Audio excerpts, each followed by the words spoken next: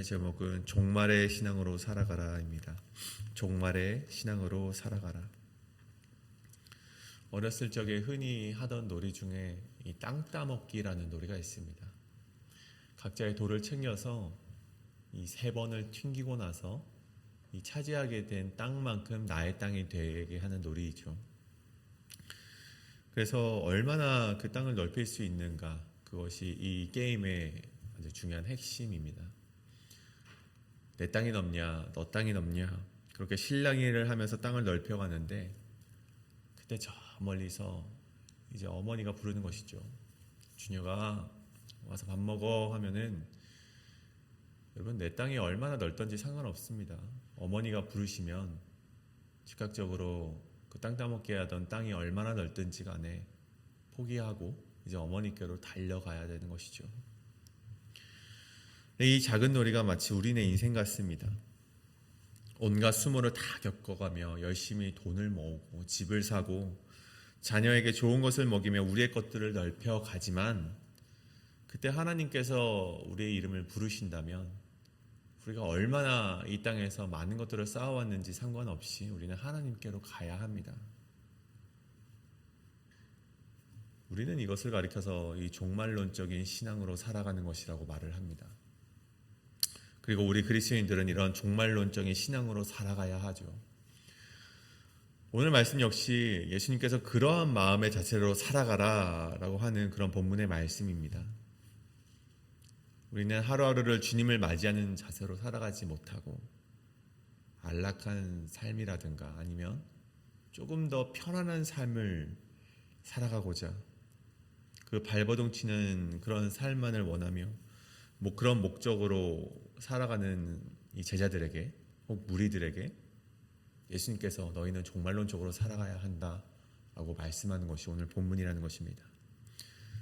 그래서 오늘 이 제자들에게 말씀하신 예수님의 메시지를 단순히 그냥 말씀으로 받아들이지 마시고 우리에게 하시는 말씀으로 받으신 후 주어진 오늘 하루를 주님이 다시 오실 것을 기다리며 종말론적인 신앙으로 살아가시는 우리 성도님들 되시길 간절히 소원합니다. 특별히 오늘 주님께서 우리에게 말씀하시는 그 첫 번째 메시지는 오늘의 부르심에 살아가라는 것입니다. 오늘의 부르심에 살아가라. 오늘 말씀 첫 절을 보시면 무리 중에 한 사람이 예수님을 찾아와서 이 재산 분배에 대한 문제를 고하고 있는 것을 보게 됩니다. 이 재산 분배를 좀 예수님께서 해결해 달라는 그런 요지로 찾아온 것이죠. 이 상속에 대한 법은요, 율법에 아주 명확하게 명시가 되어 있습니다. 이 상속은 어떻게 해야 되는가, 어떻게 나누어야 되는가는 명시되어 있지만 이 당시에 그런 명시되어 있음에도 불구하고 어떠한 사소한 문제가 생겼을 때에는요, 이 무리들이, 이 유대인들은요, 이 랍비, 그 랍비라고 불리면 율법 교사에게 찾아가서 그 문제를 해결하곤 했습니다. 그러니 오늘 이 무리 중 한 사람이 예수님을 찾아간 것도 예수님을 아마 이 율법 교사라고 생각을 하고 어떤 선생님이라고 생각을 하고 예수님을 찾아간 것이죠. 근데 오늘 말씀을 보시면요, 14절이죠. 예수님께서 이 사람을 혼내는 것을 우리가 보게 됩니다. 그러니까 예수님이 혼내는 요지는 이거예요. 내가 그런 것들을 판단하는 재판장인 줄 아느냐? 너 왜 그 문제 들고 나한테 왔느냐? 내가 율법교사인 줄 아니? 그렇게 예수님께서 말씀하신 것이죠.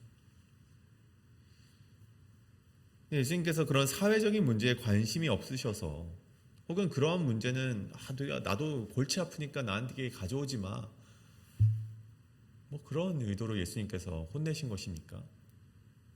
여러분, 그렇지 않습니다.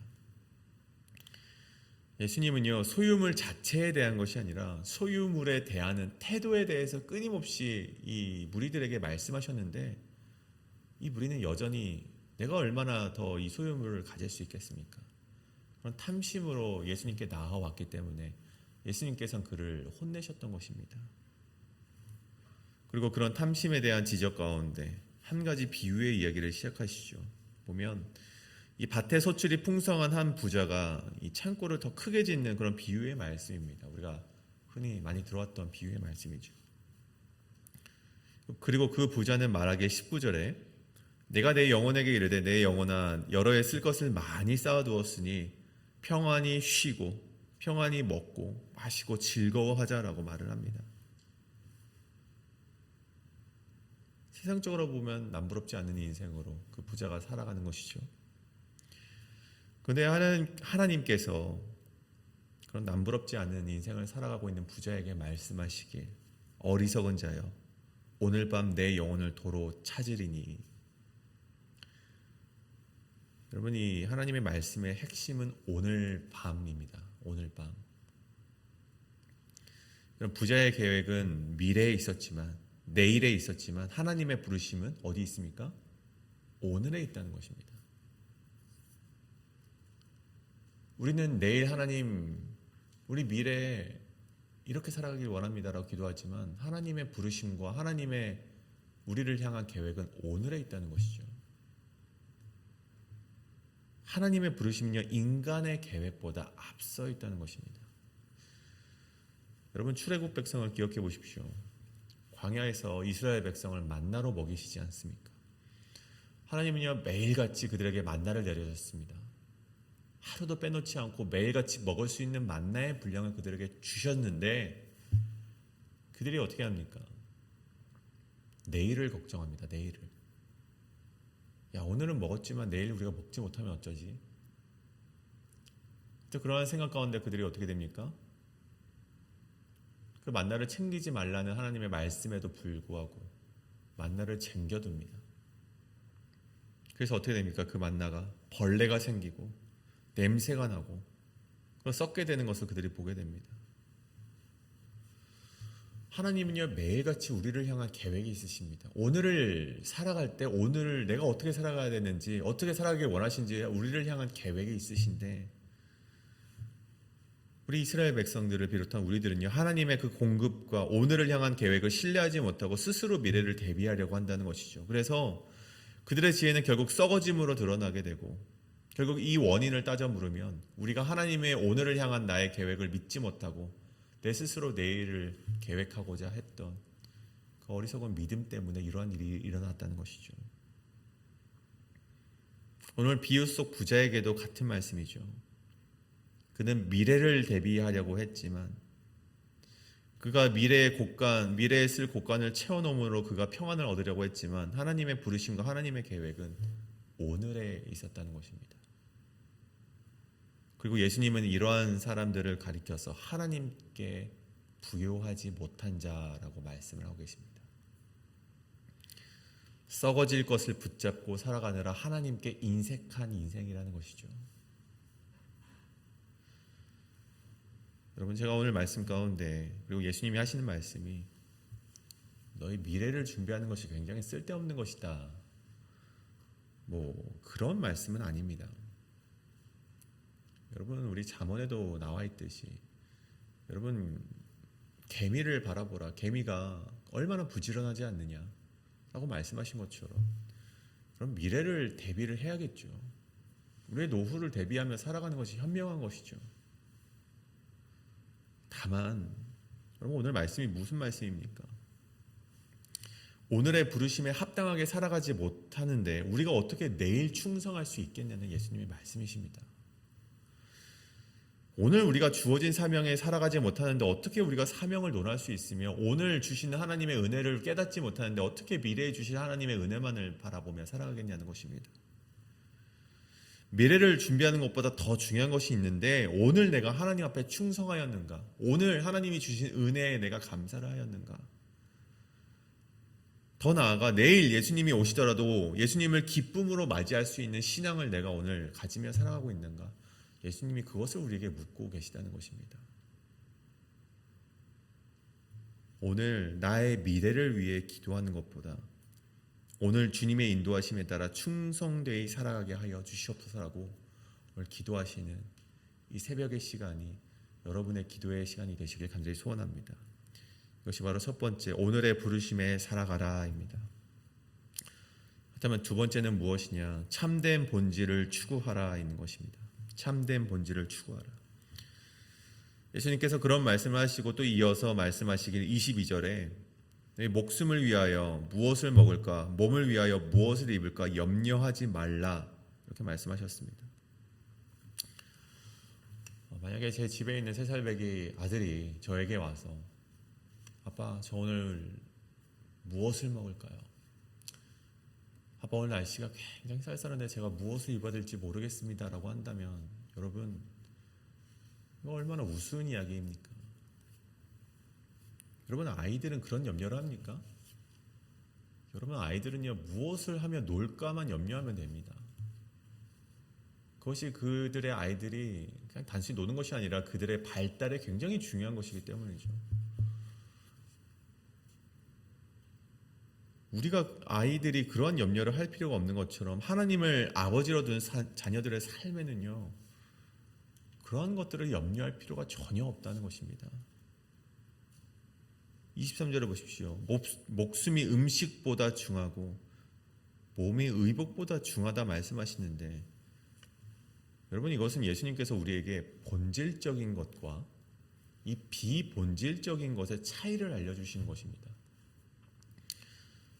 여러분, 제가 한번 질문해 보겠습니다. 한번 생각해 보십시오. 여러분, 목숨이 중요합니까? 아니면 음식이 중요합니까? 여러분, 몸이 중요합니까? 옷이 중요합니까? 여러분, 물론 음식을 먹어야 생명을 구할 수 있는 것은 맞겠지만, 여러분, 둘 중에 하나를 택하지 한다면, 여러분, 우리는 이미 답을 알고 있다는 것이죠.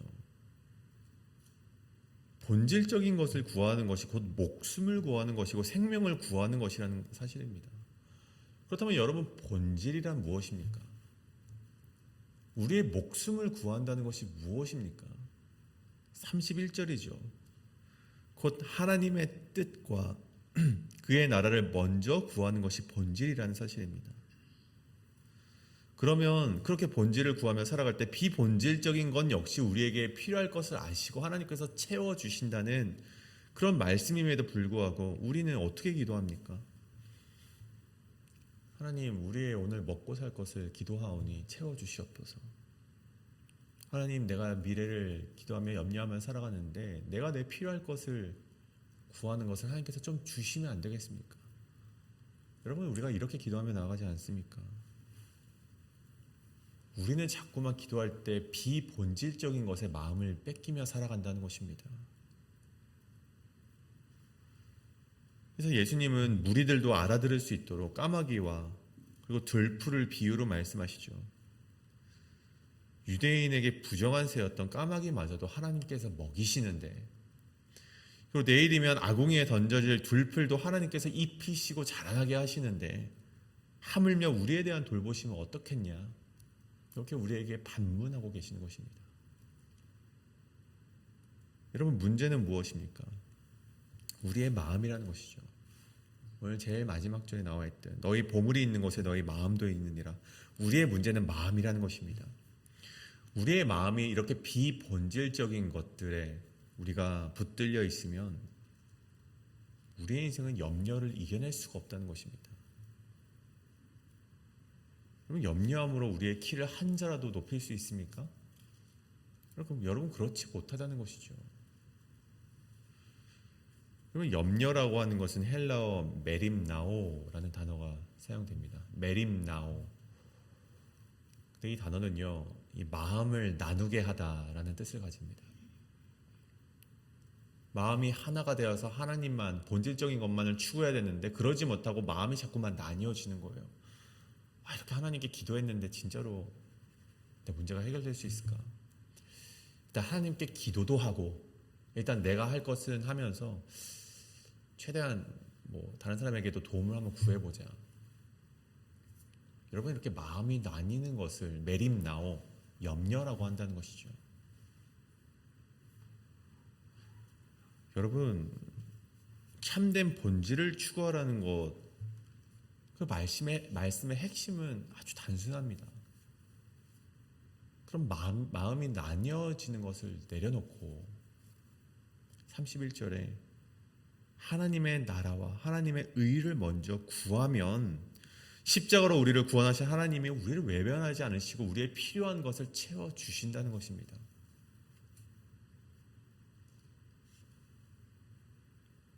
여러분, 우리는 이 땅에 잠시 머물다 가는 자들입니다.